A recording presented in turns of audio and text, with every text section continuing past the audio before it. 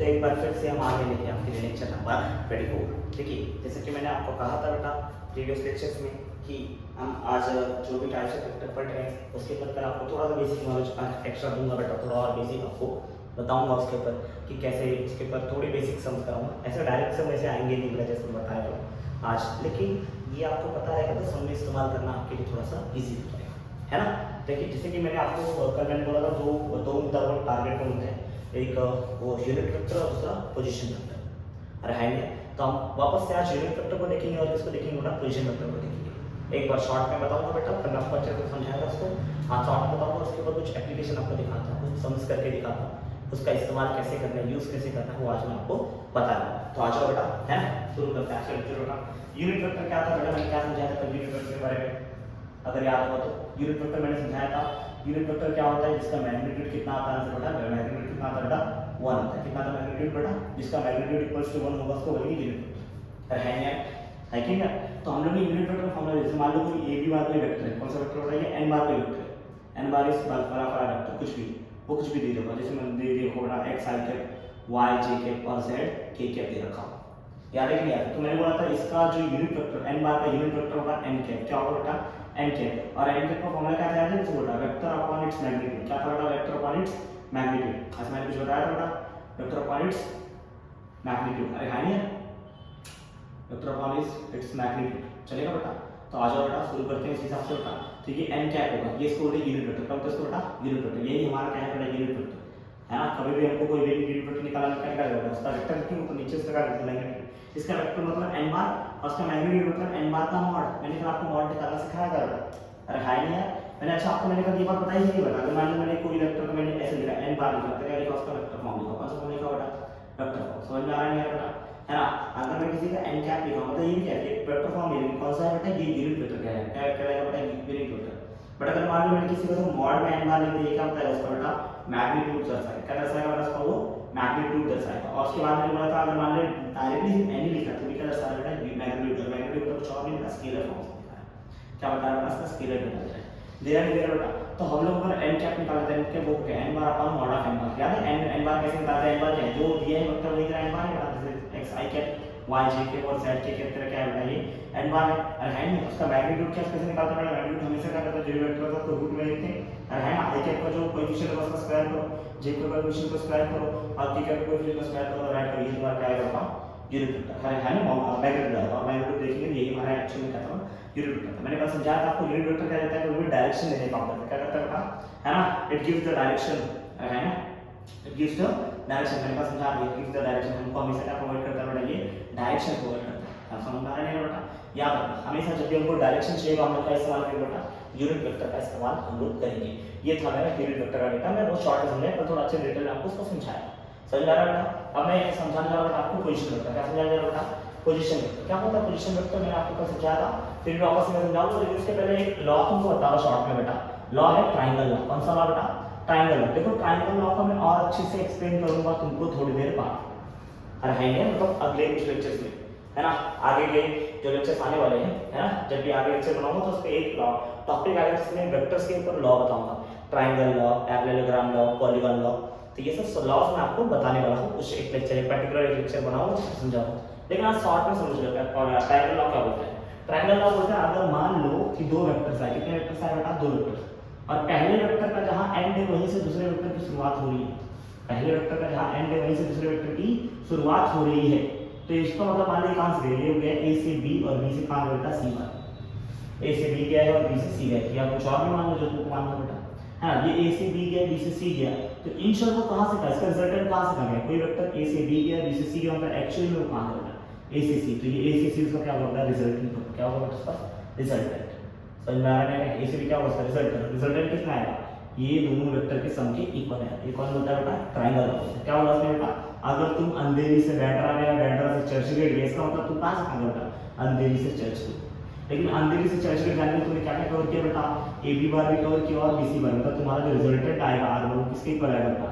ए B bar plus B C bar के equal आएगा, मतलब दोनों को जोड़ने का ये रिजल्टेंट आएगा। समझा क्या बोला मैंने, कभी भी दो वेक्टर है, कितने वेक्टर है बेटा दो वेक्टर, जैसे मान लो ये वेक्टर दे रखा है 3 आई है, कितना क्या बेटा 3 आई है, समझा बेटा। और ये वेक्टर दे रखा हो बेटा एक फॉर एग्जांपल दे रहा हूं आपको 4 आई के प्लस 3 जे के, समझ में आ रहा है? तो आपका रिजल्टेंट वेक्टर क्या रहेगा? तूने बोला मान लीजिए पॉइंट था P, ये Q और ये क्या था R पॉइंट था, और है नहीं, ये था P, ये Q, ये R, तो एक्चुअली कहां से गया? P से Q गए, Q से कहां गया? R गए। तो देखो पहले वेक्टर का जहां एंड हो रहा है वहीं का दूसरे वेक्टर की शुरुआत हो रही है, इसका रिजल्टेंट कहां से गया? शुरू हुआ है P से और एंड कहां हुआ बेटा? R पे। तो ये तुम्हारा रिजल्टेंट वेक्टर किसके इक्वल आएगा बेटा? रिजल्टेंट वेक्टर ऐसे पे क्या मतलब किस वेक्टर है कि नहीं, फिक्स हो जाएगा, समझ में आ रहा है? ठीक है, कुछ और समझो, चलो ABC इसका A B C, समझ में आ रहा है बेटा? तो एक्चुअली जो रिजल्ट है AC bar is your resultant, और AC बार किसके इक्वल आएगा बेटा? हमेशा इन दोनों के सम के प्लस आएगा, तो AB बार प्लस BC बार के सम के इक्वल आएगा। अब बताओ यहाँ पर अगर AC बार मुझे ढूंढना है, दोनों को जोड़ना पड़ेगा, दोनों को जोड़ना पड़ेगा। इस AB बार कितना दे रखा है? 3 आई कैप दे रखा है बेटा, और BC बार कितना दे रखा है बेटा? 4 आई कैप, है ना? 4 आई कैप दे रखा है प्लस 3 जे कैप दे रखा है, समझ में आ रहा है बेटा? है ना? ये दे रखा है ना बेटा। अब क्या करो तुम, आई को आई के साथ जोड़ो, जे को जे के साथ जोड़ो। 3 आई कैप और 4 आई कैप, कितना आई कैप होगा बेटा? तो 7 आई कैप होगा, और 3 जे कैप है जो उसका मतलब तुम्हारा AC बार कितना है? तुम्हारा AC बार आएगा, समझ में आ रहा है? इसको बोलते हैं ट्रायंगल। कौन सा बोलते हैं बेटा? ट्रायंगल। ट्रायंगल का क्या बोलता है बेटा? कि पहले वेक्टर के एंड से अगर दूसरे वेक्टर की शुरुआत होती है तो रिजल्टेंट कौन होगा? ट्रायंगल का तीसरा साइड होगा, क्या होगा बेटा? उसका रिजल्टेंट है, क्या होगा बेटा? रिजल्टेंट। रिजल्टेंट किसके इक्वल आएगा बेटा? इन दोनों के सम के इक्वल आएगा, यही बोलता है ट्रायंगल। कौन सा बोलता है बेटा? ट्रायंगल। समझ में आ रहा है बेटा? वापस से आपको समझाया जाएगा पोजीशन वेक्टर। कौन सा वेक्टर बेटा? Position vector. पोजीशन वेक्टर मैंने आपको समझाया था, लेकिन आज थोड़ा सा और उसके ऊपर डेटा देंगे, कुछ चर्चा और करेंगे बेटा पोजीशन वेक्टर। क्या समझाया था मैंने बोला था हर एक पॉइंट अपना अपना क्या बताता है बेटा? पोजीशन वेक्टर बताता है। जैसे मान लीजिए x एक्सिस, y एक्सिस, और ये कौन सी एक्सिस बेटा? z axis. z एक्सिस तुम्हारे सामने बढ़ते दिखाने के लिए मैंने ऐसे दिखा है। और मान लेते हैं इसमें दो पॉइंट है, कितने पॉइंट है बेटा? दो पॉइंट, एक है A पॉइंट, दूसरा पॉइंट है मतलब B पॉइंट, और ये कौन सा ओरिजिन जो हम सबको पता है, समझ में आ रहा है? ये क्या वो 0,0। मान लेता हूं कि जो A पॉइंट है ये है तुम्हारा बेटा x1, है ना? y1 और z1 है। x1 y1 और क्या बेटा? z1 है। x1 y1 z1, और B जो पॉइंट है क्या बेटा? वो x2 y2 और z2 है, समझ में आ रहा है? तो अगर तुमको कोई पूछा हो कि या क्या A पॉइंट यहाँ है, क्या B एक पॉइंट है? हाँ एक पॉइंट है। लेकिन अगर कोई पूछे क्या A बार का A जो पॉइंट का क्या है, ये पोजीशन वेक्टर बता सकते हैं? तो बोलना हाँ बता सकते हैं, लेकिन जब भी हम लोग पोजीशन वेक्टर बताना तो हम लोग किसी का रेफरेंस पॉइंट लेते हैं। तो यहाँ पर रेफरेंस पॉइंट किसको लेंगे? ओरिजिन को लेंगे। ओरिजिन को O से दिखाते हैं, दिखाते बेटा O से। तो हम लोग बोलेंगे अगर A कोई पॉइंट का पोजीशन वेक्टर बताना तो हमेशा कैसे दिखाऊंगे? A बार नहीं लिखूंगा, लेकिन मैं हमेशा बेटा ओरिजिन दिखाऊंगा। मतलब ये A पॉइंट ओरिजिन से इस डायरेक्शन पे, और ये B पॉइंट का है बेटा ऐसे है। क्या ये वेक्टर बताऊंगा मैं बोलूंगा बेटा? क्या A बार को A जो पॉइंट है इसका वेक्टर बता सकते हैं? बता सकते हैं। कहां से बता सकते हैं बेटा? ओरिजिन से। तो मतलब O से A तक, ये कहां से रहा बेटा? O से B तक, समझ में आ रहा है बेटा? समझ में आ रहा है बेटा? ये O से A तक है, और ये कहां से बेटा? O से B तक है। मैंने आपको ऐसा मैंने कल समझाया था। अच्छा, तो अगर ऐसा हुआ तो ये A से B पॉइंट भी कोई वेक्टर है ना? A पॉइंट से B पॉइंट अगर कोई जाए तो A भी तो कोई वेक्टर है, है नहीं? यहाँ पर एक्चुअली मैंने कितने वेक्टर ड्रॉ किए? यहाँ पे मैंने 3 वेक्टर ड्रॉ किए। कितने वेक्टर ड्रॉ किए? 3 वेक्टर। ध्यान से देखना बेटा, ये था O, ये है A, ये है B, मतलब इन शॉर्ट ये है OA बार। कौन सा बार है बेटा? OA बार। ये कौन सा बार है बेटा? OB बार। और ये कौन सा बार है बेटा? AB बार। जरा ध्यान से देखो ना, क्या यहाँ पर ट्रायंगल लॉ तुम लगा सकते हो? ध्यान से देखो, ट्रायंगल लॉ लगा सकते हैं। ट्रायंगल लॉ का लॉजिक क्या था बेटा? कि ट्रायंगल बनना चाहिए। क्या बनना चाहिए बेटा? ट्रायंगल। लेकिन ट्रायंगल बनते वक्त क्या ध्यान देना है बेटा? कि एक वेक्टर का जहां एंड हो वहीं से दूसरे वेक्टर की शुरुआत होनी चाहिए। अगर ऐसा हुआ तो पहले वेक्टर के स्टार्ट से लेके और लास्ट वेक्टर के एंड तक का तुम्हारा रिजल्ट देगा। एक वेक्टर का जहां एंड हुआ वहीं से दूसरे वेक्टर की शुरुआत होनी चाहिए, और जब भी ऐसा केस आ गया तो पहले वेक्टर का स्टार्ट और दूसरे वेक्टर का एंड, ये तुम्हारा क्या बनेगा? रिजल्ट बनेगा। क्या ऐसा केस यहाँ पर दिख रहा है? मुझे तो दिख रहा है बेटा। मुझे क्या दिख रहा है? देखो OA बार, A बार जहां खत्म, OA बार जहां खत्म है, क्या वहीं से AB बार शुरू हुआ है? मतलब OA बार प्लस AB बार के लिए कितनी आएगी? OB बार आएगी कि नहीं? क्या बोला आपको बोलूंगा? O से A बार जो है, अरे है ना? O से A बार और A से B बार और O से B बार, दिख रहा है नहीं? O से A, जहां पर A खत्म हुआ वहीं से दूसरा वेक्टर चालू होगा, ये इसका रिजल्ट बताएगा। अच्छा, इसमें रिजल्टेंट कौन बनेगा? ये बनेगा तुम्हारा रिजल्टेंट OB बार। तो अगर मैं रिजल्टेंट को देखूं तो मेरा रिजल्टेंट OB बार है, किसके इक्वल है? जरा ध्यान देना, रिजल्टेंट किसके इक्वल आएगा? OB बार। OB बार किसके इक्वल आएगा? देखो बेटा, OB बार प्लस किसके इक्वल आएगा? AB बार के इक्वल आएगा। किसके इक्वल आएगा? OB बार प्लस AB बार के इक्वल आएगा। तो आ रहा है रिजल्टेंट, कौन आ रहा है? रिजल्टेंट। तो अगर मैं देखूं AB बार की वैल्यू तो बोले इस फॉर्मूला पर AB बार कितना आएगा? जरा देखो AB बार की वैल्यू कितनी आएगी? सोचो, AB बार को इधर रखो, ये देखिए, चलो AB बार को इधर रखा, इधर था OB बार ऐसे रखा। अगर तो AB बार छोड़ो, OB बार को माइनस कर दे, अरे कहां नहीं है, इसी कुछ टिका है AB बार। तो AB बार का एक्चुअल फॉर्मूला कितना आया बेटा? OB बार माइनस OA बार आया कि नहीं? अरे आया कि नहीं आया? मतलब हमको AB बार का फॉर्मूला निकालना है, कितना है बेटा? OB बार माइनस OA बार। अच्छा, O से A बार क्या होगा? OA बार क्या होगा और OB बार क्या होगा? कल मैंने आपको समझाया था, जब भी हम लोग किसी पॉइंट को बताते हैं, A कोई पॉइंट है उसका पोजीशन वेक्टर क्या आएगा? OA बार आता है। बट ओ ए बार किसके इक्वल आएगा एक्चुअली बेटा स्मॉल ए बार के इक्वल आता है। किसके इक्वल आता है बेटा स्मॉल ए बार के। आता है कि नहीं आता बेटा?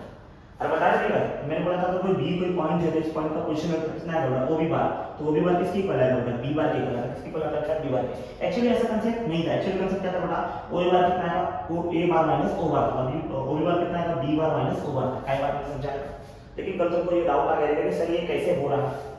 है ना ओ बार कितना है ए बार माइनस ओ बार, और बी बार कितना है बी बार माइनस ओ बार। एक्चुअली में फॉर्मूला है ना, देखो यहां फॉर्मूला अच्छे से नहीं होगा।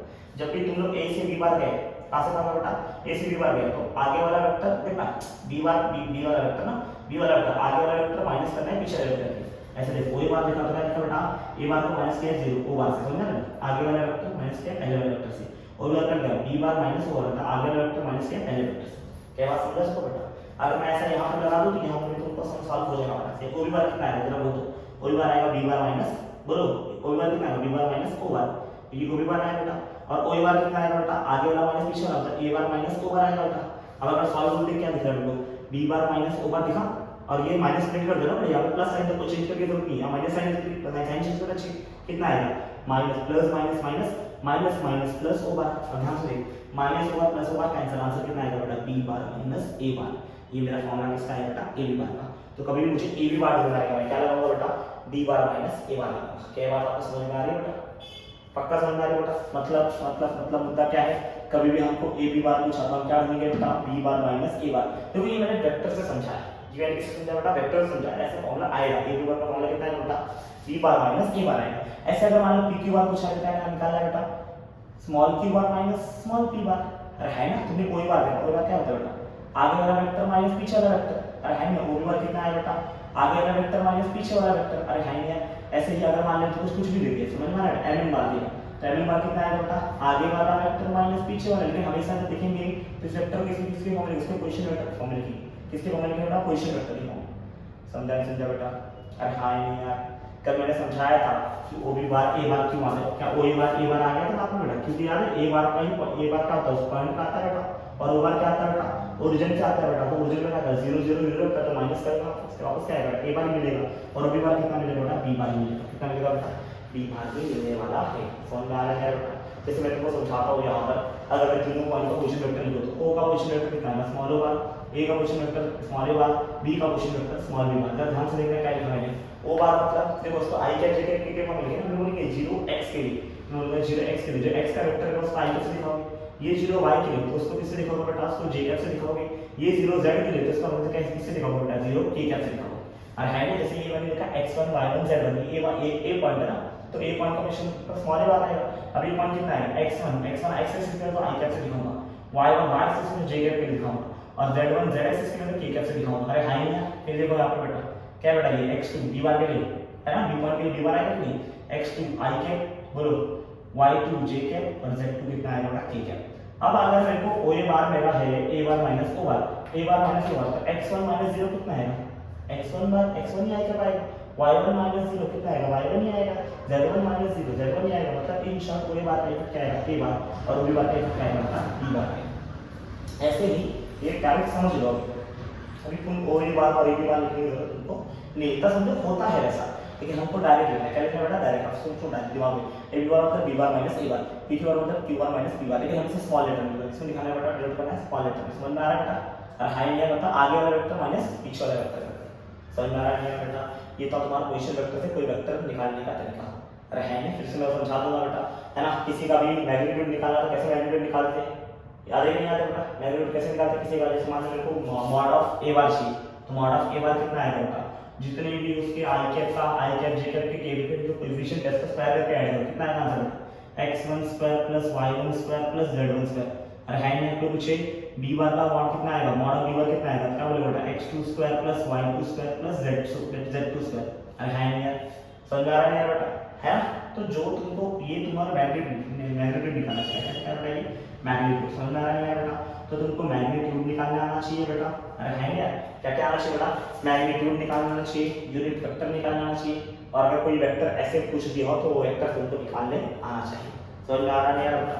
मैं अभी इसके ऊपर कुछ क्वेश्चंस दूंगा बेटा, इसको तुम देखोगे समझोगे तो तुमको ये चीज थोड़ा सा क्लियरिटी बढ़ जाएगा। समझ में आ रहा नहीं आ रहा बेटा? तो अब मैं वो क्वेश्चन मिलने जा रहा तो प्लीज वो क्वेश्चन के ऊपर फोकस करेंगे, फटाफट कंटेंट वाले देख लेंगे बेटा। हालांकि मैंने इनमें से बहुत सारी चीजें कल भी आपको समझाई थी, अगर नहीं समझा तो एक बार इसको एक बार यहाँ देख ले बेटा और उसके बाद आगे कंटिन्यू करें। समझ में आ रहा नहीं आ रहा बेटा? मैं इसको भी स्क्रीनशॉट लो, मैं बोर्ड रख करूंगा और क्वेश्चन लिखूंगा, उस क्वेश्चन को आपको सॉल्व करना होगा। समझ में आ रहा नहीं आ रहा बेटा? शुरू करेंगे सॉल्व करेंगे, प्लीज ये एक बार पिक्चर ले लो। चलो ये है आपका अगला क्वेश्चन बेटा हमारा, ठीक है? इसे हमें सॉल्व करना है। आ जाओ, क्या दे रखा है बेटा? तुमको कोऑर्डिनेट दे रखा है ए और बी का, पूछ रखा है बेटा ए बी बार, उसका मॉड और उसका क्या क्या मतलब यूनिट वेक्टर। ये पहले वेक्टर निकालना है, उसका मैग्नीट्यूड निकालना है और बाद में निकालना है यूनिट वेक्टर। देखो हमको अगर ए बी बार चाहिए तो हमको पता होना चाहिए ए बी बार होता क्या है। तो तुमको पता है ए बार होगा बी बार माइनस ए बार, तो पहले बी बार क्या होगा देख लो बेटा, और ए बार क्या होगा। ए बार क्या होगा बेटा? वो एक ही हिसाब से आएगा। अब ए दे रखा है 6 3 6 और 1, इसका मतलब ए बार कितना आएगा बेटा? 3 आई कैप 6 टाइम्स जे कैप और 1 टाइम के कैप, मतलब क्या आएगा बेटा? सीधा के कैप पर इनटू के, तो ये अब के की तो बात नहीं पड़ेगी बेटा। फिर बी बार क्या आएगा बेटा? बी वन के हिसाब से कितना आएगा बेटा? 9 दे रखा है आई को, एक्स में 9 दे रखा है 9 आई कैप, फिर 6 जे कैप और फिर कितना बेटा? 9 के कैप। ये दे रखा है किसका? बी बार के हिसाब से। अब अगर तुमको पहला डेटा पूछा है ए बी बार, ए बी बार कैसे आएगा? ए बी बार कैसे आता है बेटा? आगे वाला वेक्टर माइनस पीछे वाला वेक्टर, अरे है ना? तो बी बार माइनस ए बार, अब बी बार माइनस ए बार का कितना डिजाइन बी बार बेटा? 9 आई कैप और 3 आई कैप, 9 आई कैप माइनस 3 आई कैप कितना होगा? 6 आई कैप, डायरेक्ट माइनस करो। 6 जे कैप माइनस 6 जे कैप कितना आएगा? 0 जे कैप और लास्ट में बोला 9 के कैप माइनस के कैप इज 8 के कैप। क्या है बात सबको समझ में आ रहा है बेटा? ये तुमने क्या निकाल दिया बेटा? ए बी बार निकाला, क्या निकाला बेटा? A B bar. अब अगला चीज पूछा है इसका मॉड, अगर ए बी बार का मॉड चाहिए तो ए बी बार का मॉड कैसे निकालते हैं? ए बी बार है उसके जो आई कैप है, जो जे कैप का कोएफिशिएंट है, ए कैप का कोएफिशिएंट स्क्वायर करके ऐड करना चाहिए। अब इसका 6 का स्क्वायर करना पड़ेगा, है ना? 0 का स्क्वायर करना पड़ेगा और 8 का स्क्वायर करना पड़ेगा। स्क्वायर करके सॉल्व करके कितना आ जाएगा? 6 का स्क्वायर है 36, 0 का स्क्वायर 0 और 8 का स्क्वायर 64। अगर सॉल्व करेंगे कितना आएगा? है नहीं यार? 64 प्लस 36 कितना? 100 आता है बेटा, है ना? ऐड करके देखो बेटा, 6 4 10 होता है बेटा, 0 लेंगे, 3 6 9 8 10 आएगा। समझ में बेटा? अब 100 करोड़ कितना आएगा? 10 आ जाएगा बेटा। तो ए बी बार का जो मॉड आया कितना आएगा? 10। लास्ट क्वेश्चन था अपना third question, that is A cap. A B bar का क्या है? ए बी का क्या है? ए बी का क्या है? यूनिट वेक्टर, यूनिट वेक्टर क्या होता है बेटा? पहले तो ऊपर क्या लिखा इसका वेक्टर लिखना है, नीचे इसका क्या लिखना है बेटा? मैग्नीट्यूड ना, vector of one its magnitude. तो हमने ऊपर वेक्टर लिखा, नीचे इसका मैग्नीट्यूड लिखना है। वेक्टर कितना जगह लिखते हैं बेटा? 6 आई कैप 0 जे कैप और 8 टाइम्स के कैप। अगर ये बात बेटा और इसका मैग्नीट्यूड कितना है? 10 है ना? 10 लिख दो। अब का स्प्लिट करना है, स्प्लिट कर दो, कितना आएगा? 6 आई अपॉन 10 0 जे कैप अपॉन 10 और प्लस 8 के कैप अपॉन 10। सॉल्व करना, सॉल्व कर सकते हैं इसको, कैंसिल करना है ये तो से कैसे करेंगे? कितना है? 3.5 आई करना है। अब 0 अपॉन एनीथिंग आंसर कितना है? 0 आएगा बेटा, 0 टाइम्स जे कैप। अब इसको सॉल्व करें तो 4 अपॉन 5 आ जाएगा, 2 से कैंसिल हो जाएगा बेटा, आएंगे 2 से कैंसिल हो जाएगा, जिसके भी यूनिट वेक्टर क्या है बेटा? ये यूनिट वेक्टर आएगा। समटाइम्स समझा बेटा? खाली है। तो अगर तुमको कोऑर्डिनेट्स दिया है तो कोऑर्डिनेट्स से इसको क्या निकालोगे बेटा? उसका पहले पोजीशन वेक्टर निकालोगे, उसको क्या बोलते हैं बेटा? Position vector. समझ में आया बेटा? है ना? पीवीएस मतलब पोजीशन वेक्टर्स। अरे है ना? ए का position vector small a bar, b का position vector small b bar. कैसे लिखना है बेटा? जो कोऑर्डिनेट्स दिया उसको आई जे के में लिखोगे तो ए बार आएगा और इसके कोऑर्डिनेट्स लिखोगे तो बी बार आएगा। समझ में आ रहा है? फिर अगर ए बार हो बी बार का तो बेटा अगला वेक्टर माइनस पिछला वेक्टर कैसे आएगा मैं तुमको कुछ देर पहले समझाया था, सीबीसी के लिए मैं समझाने के लिए ट्राई किया। समझ में आ रहा है बेटा? इसका मॉड कैसे निकालते हैं? मॉड निकालना आपको सिखाया। समझ में? मॉड निकालना आ गया तो क्या निकालना? Unit vector. यूनिट वेक्टर कैसे निकालना बेटा? उसका वेक्टर अपॉन उसका मैग्नीट्यूड। ये तुम्हारा आ जाएगा आंसर। समझ में आ रहा है बेटा? अगला क्वेश्चन देखो बेटा, है पहले इसका दे रखा था if the vector is a unit vector. कौन सा वेक्टर बेटा? ये वेक्टर यूनिट वेक्टर है। अगर ये वेक्टर यूनिट वेक्टर है तो तुमको क्या निकालना है बेटा? अच्छा वेक्टर दे वेक्टर में दे 0.8 आई कैप 0.5 जे कैप और सी के कैप है। सी को निकालना है, सी निकालना है। क्वेश्चन क्या है? जो भी वेक्टर उसका कौन सा वेक्टर यूनिट वेक्टर, अगर इसका यूनिट वेक्टर है तो ये क्या इसका मैग्नीट्यूड कितना है? 1 आएगा। तो आप बोलते हैं पहले तो लेट कर लो, क्या करना बेटा? लेट कर लो कि वेक्टर क्या बेटा? Let P be the vector, P bar be the vector. P क्या है? दे रखा है वेक्टर दे रखा है, तो पी बार की वैल्यू कितनी आएगी? जरा देखो पी बार की वैल्यू कितनी? 0.8 आई कैप आएगी और है ना 0.5 जे कैप आएगी और प्लस सी टाइम्स के कैप आएगा। अच्छा तुमको पता है कि यूनिट वेक्टर है तो इसका मॉड ऑफ पी बार कितना है बेटा? 1 आना चाहिए, है ना? मॉड पी बार 1 आएगा। अब मॉड आएगा कितना है इसका बेटा? आई का कोएफिशिएंट का स्क्वायर, आई का कोएफिशिएंट का स्क्वायर मतलब 0.8 का स्क्वायर, जे के कोएफिशिएंट का स्क्वायर मतलब 0.5 का स्क्वायर, के के कोएफिशिएंट का स्क्वायर मतलब सी का स्क्वायर। इज इक्वल टू कितना आएगा बेटा? आप अगर तुमको सी स्क्वायर सॉल्व करना है तो रूट हटा दो बेटा। रूट कैसे हटाओगे? स्क्वायरिंग ऑन बोथ साइड कर दो बेटा। अगर तुम स्क्वायरिंग ऑन बोथ साइड कर दो, अगर स्क्वायरिंग ऑन बोथ साइड तुम कर दो तो क्या यार ये रूट हट जाएगा बेटा, तो रूट हटा दो स्क्वायरिंग ऑन बोथ साइड करके। तो जब स्क्वायर करोगे इधर कितना लगेगा, इधर कितना आएगा बेटा 0.8 का होल स्क्वायर आएगा, फिर क्या आएगा 0.5 का होल स्क्वायर आएगा, फिर c का होल स्क्वायर आएगा और इधर 1 का होल स्क्वायर। समझ में? एक्चुअली में ये टर्म का लेफ्ट हैंड साइड का स्क्वायर और राइट हैंड साइड का स्क्वायर। देखो 1 का स्क्वायर 1 आएगा और ये स्क्वायर रूट आपस में कैंसिल हो जाएगा, इधर आएगा 0.8 का स्क्वायर। 0.8 का स्क्वायर कितना होगा? 8 का स्क्वायर होता है 64, बट यहाँ पर 0.8 है तो 0.8 into 0.8 करोगे तो पहले का डेसिमल लगेगा, दूसरे का डेसिमल लगेगा, तो एक्चुअली कितना आएगा बेटा एक डेसिमल था ना बेटा, तो दो डेसिमल लगेगा। समझ में? 0.8 का स्क्वायर होता है 0.8 into 0.8 है ना। पहले को 8 का 64 होता है। अग्री करता हूँ, एक डेसिमल इसका, एक डेसिमल इसका, तो दो का डेसिमल, एक क्या डेसिमल है, दो का डेसिमल, तो 0.64 आएगा। पहला का कितना 0.64 आएगा बेटा। दूसरा ना 0.5 इसका होता है 25 आएगा, लेकिन एक का डेसिमल, दो का डेसिमल, दो का डेसिमल करेगा 0.25 आएगा, प्लस इधर कितना है c स्क्वायर। देखो रूट और स्क्वायर कैंसिल होता है। समझ में आ रहा है बेटा? इक्वल टू कितना बेटा, यहाँ पर 1 कितना है बेटा 1। अब इसको सॉल्व करो, कितना है बेटा 5। देखो डेसिमल का 2 नंबर इधर भी, डेसिमल का 2 नंबर इधर भी, तो सेकंड डिजिट को सॉल्व कर सकते हो, फर्स्ट और फर्स्ट डिजिट को सॉल्व कर सकते हो। बोलो 4 और 5 कितना है बेटा 9 आएगा। अरे है ना 6 और 2 कितना आएगा बेटा, 6 और 2 कितना आएगा 8 आएगा, तो 0.89 आएगा plus c square equal to कितना आएगा 1 आएगा बेटा। अब बोलो 0.89 उधर चल जाएगा, तो c स्क्वायर का कितना आएगा 1 माइनस 0.89, क्योंकि यहाँ प्लस हो जाएगा माइनस हो जाएगा बेटा।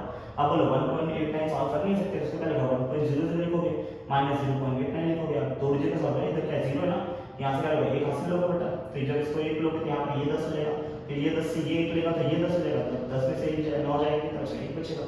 इधर कितना बचेगा 9 बचेगा, है ना 10 लिए थे लेकिन इसको इधर 9 बच गया, तब 9 बचा तो 9 में से 8 कितना बचेगा 1 बचेगा, फिर डेसिमल और यहाँ पर 0 बचा ना 0 बचा, तो this will be our c square. क्या है बेटा c square. What is value of c क्या है तो फिर देखो 0.11 आएगा, this will be our answer. समझ में आ रहा है बेटा?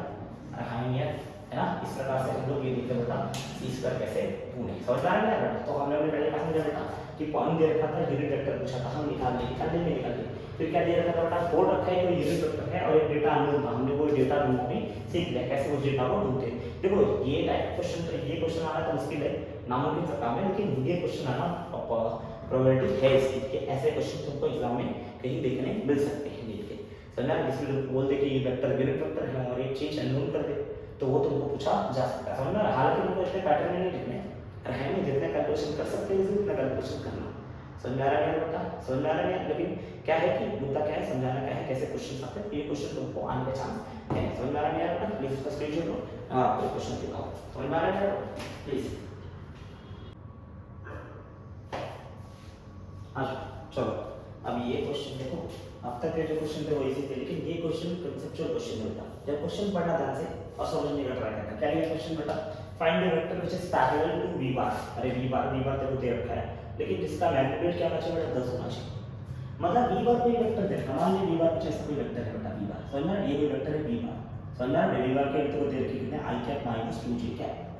देखो ये v बार नहीं पूछा, तेरे को बोला इसके पैरेलल कोई का वेक्टर है, मान इसके पैरेलल वेक्टर है बेटा, कहीं भी ले लो, इसके पीछे ले लो, ऊपर ले लो, नीचे ले लो, कहीं भी ले सकते। अरे है ना ये कोई वेक्टर दूसरा वेक्टर, अरे है ना ये वेक्टर मान लेते हैं p बार। कितना बेटा ये p बार, मुझे ये p बार चाहिए, मुझे p बार चाहिए, लेकिन ये मुझे p बार का ये जो नया वेक्टर चाहिए उसका मुझे क्या करना है, बोला find the vector which is parallel to this. ये वेक्टर के पैरेलल है, लेकिन जो तुझे चाहिए व्हिच हैज मैग्नीट्यूड 10, जो वेक्टर तुझे चाहिए इसका मैग्नीट्यूड है p बार तुझे चाहिए, इसका दे क्या रखा है, इसका तेरे को मैग्नीट्यूड दे रखा है, मैग्नीट्यूड ऑफ p बार तेरे को गिवन है, मैग्नीट्यूड ऑफ p बार तेरे को गिवन है, लेकिन तेरे को p बार चाहिए।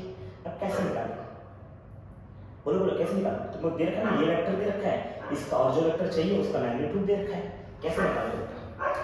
याद रखना कभी भी कोई वेक्टर बनता है उसका क्या चाहिए, उसका मैग्नीट्यूड भी होता है और डायरेक्शन भी होता है। बट इस जो वेक्टर को पूछा ये वेक्टर फाइंड करने बोला ना, यही वेक्टर का क्वेश्चन आता है, लेकिन क्या इस वेक्टर का तो मैग्नीट्यूड और डायरेक्शन दिया है बेटा, नहीं दिया है बेटा, तो डायरेक्शन निकालना पड़ेगा। डायरेक्शन क्या करना पड़ेगा, तो निकालना पड़ेगा। और डायरेक्शन कैसे निकालेगा, है नहीं ये बड़ा सवाल, डायरेक्शन कैसे निकालेगा? याद है मैं तुमको समझाता था, जब भी तुमको डायरेक्शन की जरूरत होगी तो क्या निकालना है, यूनिट वेक्टर निकालना। क्या निकालना बेटा, यूनिट वेक्टर। इसका मतलब क्या है, आप लोग समझ लो बात को, अगर तुमको ये वेक्टर तुम्हारा गिवन वेक्टर है, ये वेक्टर कौन सा है, गिवन वेक्टर है, ये तुम्हारा वेक्टर कौन सा है, रिक्वायर्ड वेक्टर। अगर ये दोनों पैरेलल है, इसका मतलब क्या होगा, इसका मैग्नीट्यूड और सॉरी इसका डायरेक्शन का सेम रहेगा। मैं तो समझाऊंगा, अगर मैं तो शिफ्ट का वेक्टर बताया, मैंने कोई बार एक वेक्टर ऐसे है उसको मैं शिफ्ट कर सकता हूं, लेकिन पैरेलल है, अगर मैं पैरेलल शिफ्ट किया उसका डायरेक्शन चेंज होने वाला नहीं, ऐसा हम लोग चला के बोलते हैं। अरे हाँ भैया उल्टा नहीं बोल देता मैं बोला था याद नहीं आता जब भी हम किसी वेक्टर को पैरेलल से करते हैं तो उसका हमें डायरेक्शन बदलता नहीं, इसका डायरेक्शन बदलता बेटा बोला। इसका क्या मतलब है, जो इसका डायरेक्शन है वही डायरेक्शन इसका भी रहेगा बेटा। अरे जो इसका डायरेक्शन वही डायरेक्शन इसका भी। अब बता इस वेक्टर का डायरेक्शन देगा कौन, इस वेक्टर का डायरेक्शन देगा क्या, कौन देगा, इसका यूनिट वेक्टर कौन देगा बेटा, यूनिट वेक्टर। तो जो तुम निकालोगे बेटा यूनिट वेक्टर, तो जब इसका यूनिट वेक्टर निकालोगे तो जो भी यूनिट वेक्टर आएगा क्या आएगा, इसका डायरेक्शन देगा, क्या देगा इसका डायरेक्शन। अरे है नहीं यार, ये क्या देगा, इसका डायरेक्शन देगा। और जो डायरेक्शन इसका रहेगा वही डायरेक्शन इसका देगा, क्योंकि दोनों वेक्टर कैसे बेटा पैरेलल वेक्टर। कौन सा वेक्टर बेटा पैरेलल। इसमें हमने आपको समझा दिया बेटा, तुमको v बार दे रखा है, तुमको p बार पूछ रखा है, बोल रखा है v बार और p बार दोनों क्या बेटा पैरेलल, क्या बेटा पैरेलल। तुमको p बार का क्या दिया बेटा मैग्नीट्यूड दे रखा है, क्या दे रखा है मैग्नीट्यूड 10 दे रखा है, समझ में आ रहा है बेटा। अगर तुमको p बार चाहिए और मैग्नीट्यूड दिया है तो इसका डायरेक्शन भी चाहिए बेटा, डायरेक्शन कौन देता है, यूनिट वेक्टर देता है। मतलब ये गेम किससे होने वाला बेटा, यूनिट वेक्टर से होने वाला है। अरे है नहीं यार, लेकिन डायरेक्शन कौन है, यूनिट वेक्टर। डायरेक्शन तो इसका स्थान होने वाला है, जो डायरेक्शन इसका रहेगा वही डायरेक्शन इसका रहेगा, दोनों वेक्टर पैरेलल है बेटा। तो इन दोनों डायरेक्शन क्या सेम क्या रहेगा बेटा सेम। तो तुम क्या करेंगे बेटा, इसका डायरेक्शन निकालो, इसका डायरेक्शन कौन प्लॉट करेगा, v बार का डायरेक्शन कौन प्लॉट करेगा, इसका यूनिट वेक्टर जो v के प्लॉट करेगा। तो जो भी तुम्हारा v के पाएगा वही क्या रहेगा बेटा, जो v के पाएगा यूनिट वेक्टर आएगा बेटा, ये यही तुम्हारा क्या देगा डायरेक्शन देगा बेटा। और जो डायरेक्शन इसको देगा वही डायरेक्शन कौन देगा बेटा, इसको ही देगा। समझ में आ रहा है बेटा। अच्छा p बार का डायरेक्शन कौन होगा, p बार का डायरेक्शन कौन देगा बेटा, p कैप देगा, p बार का डायरेक्शन क्या p कैप देगा, p कैप डायरेक्शन देगा बेटा। अब p कैप तो तुम्हारे पास है नहीं, तुमने बोला तुम्हारे पास है v बार, तो तुमने v बार निकाला v कैप, और v कैप भी तुमको जो डायरेक्शन इसका होगा वही डायरेक्शन इसका, मतलब v कैप और p कैप आपस में क्या रहेगा बेटा इक्वल रहेगा, क्या रहेगा बेटा इक्वल रहेगा। समझ में आ रहा है बेटा, पक्का आपको समझा बेटा। क्वेश्चन क्या पूछा है, तुमको एक वेक्टर दिया है, एक वेक्टर पूछा है, जो वेक्टर पूछा उसका मैग्नीट्यूड या डायरेक्शन दिया नहीं है। मैंने बोला अगर ये दोनों पैरेलल तो जो इसका डायरेक्शन वही डायरेक्शन इसका है बेटा, और उसका डायरेक्शन कौन देगा, उसका यूनिट वेक्टर, इसका डायरेक्शन कौन देगा, इसका यूनिट वेक्टर। तो इन दोनों डायरेक्शन सेम, मतलब v कैप और p कैप क्या है बेटा सेम है। अब तुम सोचो, अगर ये वेक्टर दिया है, वेक्टर पूछा है, इसका मैग्नीट्यूड दिया और डायरेक्शन कहां से आएगा, यूनिट वेक्टर से आएगा, तो इसका फार्मूला किसका है, यूनिट वेक्टर का फार्मूला है ना, याद है यूनिट वेक्टर का फार्मूला है, p कैप का फार्मूला था p बार अपॉन क्या है बेटा मॉड ऑफ p बार, याद है आसानी बड़ा वेक्टर अपॉन उसका मैग्नीट्यूड, वेक्टर अपॉन उसका मैग्नीट्यूड हमने पढ़े थे नहीं पढ़े थे। अगर यहां से देखो p बार का फार्मूला कितना मिलेगा, पूरा p बार का फार्मूला कितना है mod of p bar into p cap. समझ में आ रहा है ना, mod of p bar into p cap. पर तुमको पता होना चाहिए बेटा, ये जो p कैप लिखो या v कैप लिखो दोनों बात एक ही है। समझ में आ रहा है बेटा कि इसमें क्या बेटा दोनों क्या है बेटा आपस में पैरेलल वेक्टर है। तो यूनिट वेक्टर ऑफ p बार या यूनिट वेक्टर ऑफ v बार दोनों कितना है बेटा इक्वल आएगा, क्योंकि दोनों क्या है बेटा पैरेलल है। और जब दोनों पैरेलल है दोनों का डायरेक्शन क्या आएगा सेम, क्योंकि यूनिट वेक्टर क्या वर्ड करता है डायरेक्शन को करता है। तो इस समय का p बार चाहिए, देखो मॉड ऑफ p बार दे रखा है, p कैप निकालो, p कैप निकालना तो नीचे क्या निकालो v कैप निकालो, v कैप क्या बेटा यूनिट वेक्टर ऑफ p बार।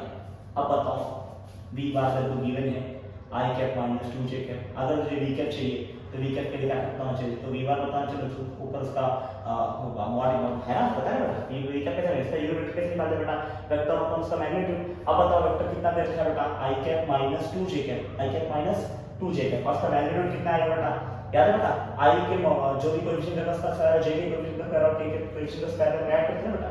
तो i की वैल्यू कितना देगा 1 तो 1 का स्क्वायर, j की वैल्यू कितना देगा -2 तो -2 का स्क्वायर करोगे बेटा, सॉल्व करो कितना आंसर आएगा, ऊपर कितना आएगा i माइनस 2j आया बेटा, नीचे कितना आ रहा है 1 का स्क्वायर इज 1 माइनस 2 का स्क्वायर इज 4 ना बेटा। तो आंसर कितना आएगा बेटा i माइनस 2j अपॉन कितना है बेटा √5, क्या है बेटा √5। इसको लिख सकते हैं ये मैंने क्या निकाला v कैप निकाला, बट तुमको पता है जो तुम्हारा v कैप वही तुम्हारा क्या है बेटा p कैप भी है, क्योंकि दोनों वेक्टर क्या बेटा आपस में पैरेलल है। तो ये v कैप क्या है v बार का डायरेक्शन और p कैप क्या है v कैप क्या है p बार का डायरेक्शन, पर दोनों का वेक्टर पैरेलल है, दोनों का direction same.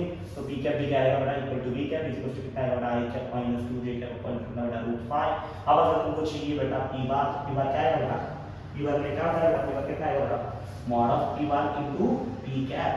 Mod of p बार मतलब कितना आएगा, मॉड ऑफ p बार मतलब कितना आएगा, मॉड ऑफ p बार 10 दे रखा है मैग्नीट्यूड 10 इनटू p कैप कितना है बेटा i cap minus 2j cap upon √5 cap. Next step क्या चाहते हो तुम, चाहो तो मल्टीप्लाई कर सकते हो बेटा इसको, तो मल्टीप्लाई करोगे है मल्टीप्लाई करोगे 10 इनटू y कितना आएगा 10 i कैप माइनस 10 इनटू 2 की पावर कितना आएगा 20j कैप, अब कितना बेटा √5 आएगा बेटा। समझ रहा बेटा, अरे हाँ नहीं है तो इसको और फॉर्म में करना चलो 10 upon √5 cap minus 20 upon √5 cap. तुम चाहो तो और फॉर्म में कर सकते हो, बट मेरे हिसाब से इतना भी आंसर फिलहाल के लिए ठीक है, तुमको खाली कॉन्सेप्ट से बनाना कैसे करना है।